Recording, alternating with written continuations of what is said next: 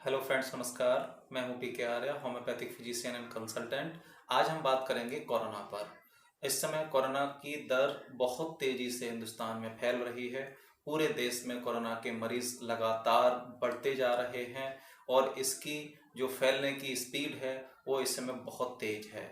तो हम उसी पर पूरा चर्चा करेंगे, जिसमें बताएंगे कि कोरोना से कैसे बचा जा सकता है, क्या क्या सावधानियां बरतनी हैं, किस तरीके के लक्षण अगर उत्पन्न हो रहे हैं आपको कोरोना से संबंधित तो क्या करना है, किस कंडीशन में आपको अस्पताल में एडमिट होना है और किस तरीके से आपको अपने आप को बचा के रखना है। तो यही सब हम आज इस वीडियो में पूरा बात करेंगे, स्टेप बाय स्टेप।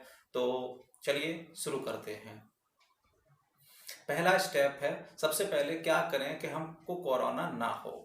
ऐसा हम अपने शरीर में ऐसा क्या करें जिससे हमें कोरोना ना हो। तो सबसे पहला है, जो आप सब लोग जान रहे हैं, कि मास्क बिना पहने आप न रहें। मास्क को पहना है, और कौन सा मास्क पहनना है? 3 लेयर के जो सर्जिकल मास्क मिल रहे हैं इस समय, उनको आप पहने। N95 की सबको ज़रूरत नहीं है। N95 के लिए तो जैसे को हेल्थ वर्कर्स हैं, डॉक्टर्स हैं, स्टाफ नर्स हैं, जो कोविड के मरीज़ का देखभाल करती हैं और उनकी ट्रीटमेंट में उसका मदद कर रही हैं, अस्पताल में काम कर रहे हैं ये लोग, तो इनको N95 के मास्क की ज़रूरत होती है। ज़रूरत ना हो, सेकंड स्टेप में है कि आपको ज़रूरत ना हो तो बाहर ना जाएं, किसी भी लोगों से ज़्यादा ना मिलें।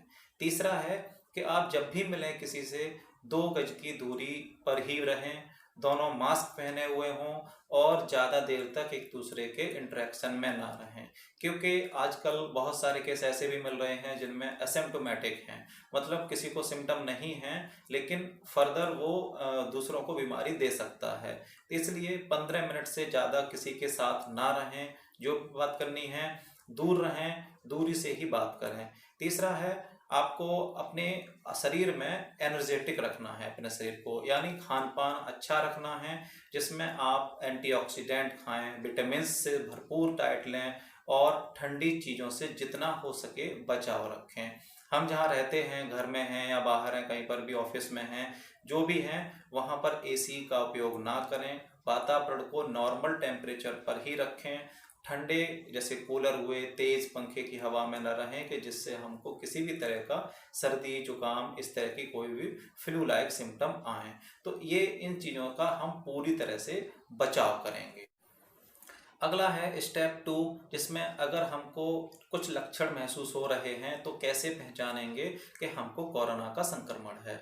तो सबसे पहले बुखार, इसमें शरीर में बहुत तेज़ी से बुखार रहता है और काफ़ी दिन तक रहता है, यानी आपको 1 वीक और उससे थोड़ा ज़्यादा भी हो सकता है। और बुखार आने की, अगर हमको इन्फेक्शंस आज लगा है तो हमको नेक्स्ट 4 से 5 डेज में बुखार का महसूस होगा, या जो भी लक्षण हैं कोविड से संबंधित वो लक्षण आना शुरू होते हैं।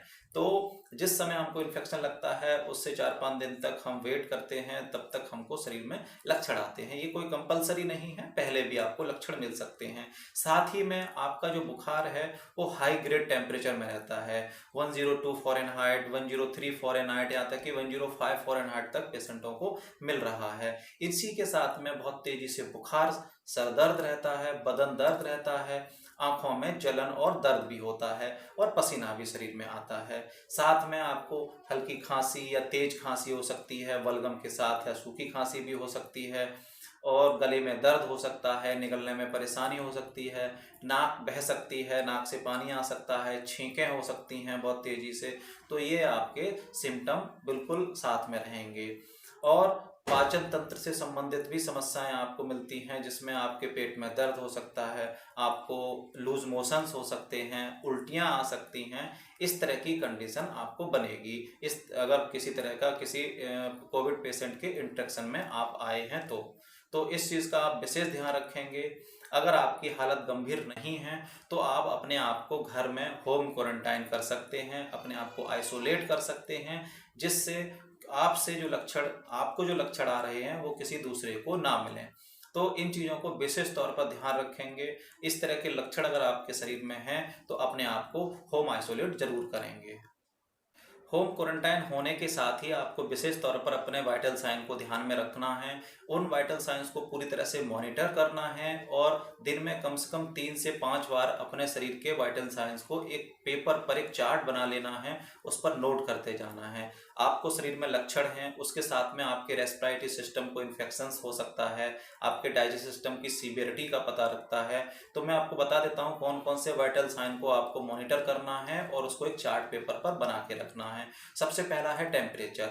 हर 2 से 3 घंटे पर आपको अपना टेम्परेचर नोट करना है और देखना है कि हम होम क्वारंटाइन जरूर हैं, लेकिन हमारे टेम्परेचर की लगातार बढ़ोतरी तो नहीं हो रही है। अपनी जगह पर वो परसिस्टेंट है या कम हो रहा है या फिर ज़्यादा हो रहा है। और इसी के साथ में अगर आपको ये समस्याएं और लक्षण हैं तो आप हल्की फुल्की कुछ दवाइयाँ भी ले सकते हैं, जिसमें कुछ होम्योपैथिक दवाइयाँ हैं। कैम्फोरा है 200 की डोज में, आपको सुबह शाम ले सकते हैं। आर्सेनिक एल्बम है 200 की डोज में, इसको भी सुबह शाम आप ले सकते हैं। साथ में एक नोसोड की दवा है इन्फ्लुएंजाइनम के नाम से, उसको भी ले सकते हैं। लेकिन ये विशेष तौर पर ध्यान रखें, अगर ऐसा कुछ लक्षण आपको महसूस हो रहे हैं तो किसी अच्छे डॉक्टर की सलाह में ही ये सारी दवाइयों का उपयोग करेंगे। साथ में जब ये वाइटल साइंस आप लोग ले रहे होंगे तो इन चीज़ों पर विशेष ध्यान देंगे। आपका फीवर मैंने बता दिया आपको। दूसरा है आपकी बॉडी की ऑक्सीजन कैपेसिटी। ऑक्सीजन सैचुरेशन आपको अगर पता करना है अपनी बॉडी का, तो एक ऑक्सीमीटर भी खरीद के रख लें अपने पास में, और जिसको आप लगातार 3 से 4 घंटे पर अपनी बॉडी का ऑक्सीजन लेवल चेक करते रहें। सामान्यतः ये ऑक्सीजन लेवल आपकी बॉडी में 95% से लेकर 100% या 99% तक होता है। आपकी बॉडी नॉर्मल है और कोई भी समस्या नहीं है तो आपका ये नॉर्मल लेवल मिलेगा आपको ऑक्सीजन का। लेकिन अगर आपके बॉडी में कोरोना का इन्फेक्शन हुआ है और वो इन्फेक्शन आपके लंग को प्रभावित कर रहा है तो ये ऑक्सीजन लेवल घटता चला जाता है। जैसे ही अगर आपका 95% से कम आता है तो ये कंडीशन थोड़ी सी गलत, एक नेगेटिव इशू को शो करती है, क्योंकि ऑक्सीजन लेने की जो क्षमता है हमारे शरीर में वो लंग्स के द्वारा होती है। हम सांस लेते हैं, सांस में ऑक्सीजन को ग्रहण करते हैं और लंग्स हमारा इसी गैसियस एक्सचेंज को कंडक्ट करता है। तो हमारे लंग्स का जो मेजर भाग एरिया होता है जो ऑक्सीजन के गैसियस एक्सचेंज को एक्सचेंज कर रहा है, वो अगर प्रभावित हुआ है तो आपकी बॉडी की ऑक्सीजन सैचुरेशन क्षमता है वो कम होती चली जाएगी। और अगर ये ऑक्सीजन क्षमता आपकी 95% से कम होती है तो आप जरूर डॉक्टर की सलाह में जाएंगे। तीसरी चीज है कि अपने बॉडी का एक्टिविटी लेवल भी देखते रहेंगे, आप अपने आप में कैसा फील कर रहे हैं, क्योंकि ये बीमारी बहुत ज़्यादा जल्दी शरीर को थका देती है और समस्याओं को जल्दी जल्दी शरीर में इस तरह से हावी होने देती है कि आप उसके साथ में कुछ करना नहीं पसंद करते, अपने आप को हर समय सोना पसंद करेंगे, लेटना पसंद करेंगे। तो इन सब चीज़ों को भी मॉनिटर करते रहें। अब हम नेक्स्ट स्टेप की तरफ चलते हैं कि हमको किस समय अस्पताल में एडमिट होना है। तो अस्पताल में एडमिट होने के लिए आपको सबसे पहले तो टेम्परेचर का ध्यान रखना है कि अगर आपका टेम्परेचर लगातार मॉनिटरिंग करते हुए बढ़ता जा रहा है और उसमें कमी गिरावट नहीं आ रही है। दूसरी चीज़ है, आपके सीने में दर्द महसूस कर सकते हैं, आपको सांस लेने में बहुत ज़्यादा कठिनाई हो सकती है और आपको बैठे बैठे भी सांस फूल सकती है, गले में समस्याएं आ सकती हैं, गले में खराश, खिंचकी, निगलने में दिक्कत हो सकती है, आपको किडनी से संबंधित भी टॉयलेट करने में प्रॉब्लम हो सकती है।